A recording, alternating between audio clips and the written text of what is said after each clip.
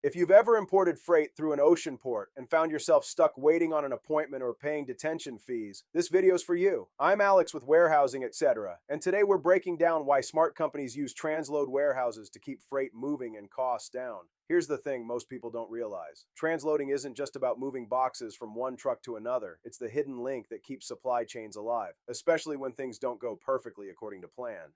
So what exactly is transloading, and why do companies depend on it every single day? Let's break it down in simple terms. Picture this. A 40-foot ocean container arrives from overseas, packed tight from floor to ceiling, no pallets, no airspace, just cartons stacked like a giant Tetris puzzle. That's what we call floor-loaded freight. It's great for maximizing space on the ocean, but once it hits the US, everything changes. Receivers like Amazon, Walmart, and Target want freight that's palletized, wrapped, labeled, and easy to move with a forklift. So before that cargo can go anywhere, it needs to stop at a transload warehouse, a place like ours, to be unloaded, sorted, and rebuilt the right way.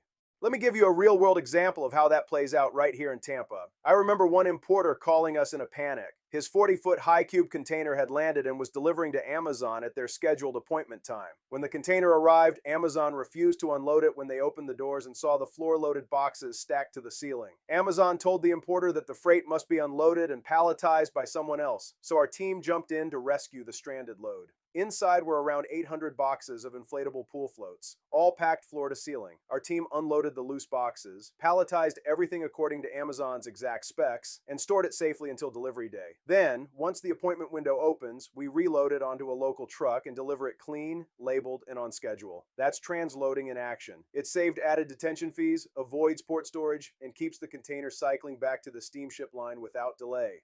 And that's just one use case. Let's look at another scenario that happens all the time. Imagine a retailer bringing in mixed products, half bound for Orlando, the other half for Jacksonville. Instead of hauling that container all over Florida, we unload it once here in Tampa, separate the goods by destination, and reload them into 2 outbound trucks. 2 clean deliveries, no wasted miles, no double handling, just smart logistics. Now, if we zoom out for a second, the real value of transloading starts to make a lot more sense. Transloading gives importers flexibility. Ports get congested, appointments change, containers show up early, late, or sometimes in the wrong order. A good transload warehouse acts like a pressure release valve, a flexible space where freight can land, breathe, and move again when timing lines up.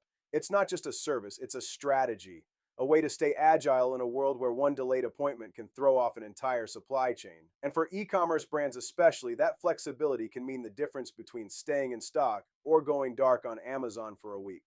Now, let's talk about what really goes on behind the scenes. Every transload job looks simple from the outside, but the details matter. Each carton has to be counted. Each pallet has to be stacked to meet specs, wrapped tight, and labeled correctly. One poorly stacked pallet or mislabeled SKU, and your load can get rejected at the receiver. That's why we treat every job like a mini project. We've handled hundreds of these, and each one still feels like a puzzle we get to solve. Because at the end of the day, it's not just about moving freight. It's about making sure it arrives the way it's supposed to. So if your company imports through Tampa, or you're a carrier or broker looking for a reliable transload partner, that's exactly what we do at Warehousing, etc. I'm Alex with Warehousing, etc. If this helped you understand transloading a little better, hit subscribe for more behind-the-scenes insights into warehousing, logistics, and what really happens when freight hits the port. Thanks for watching, and until next time, keep your freight moving.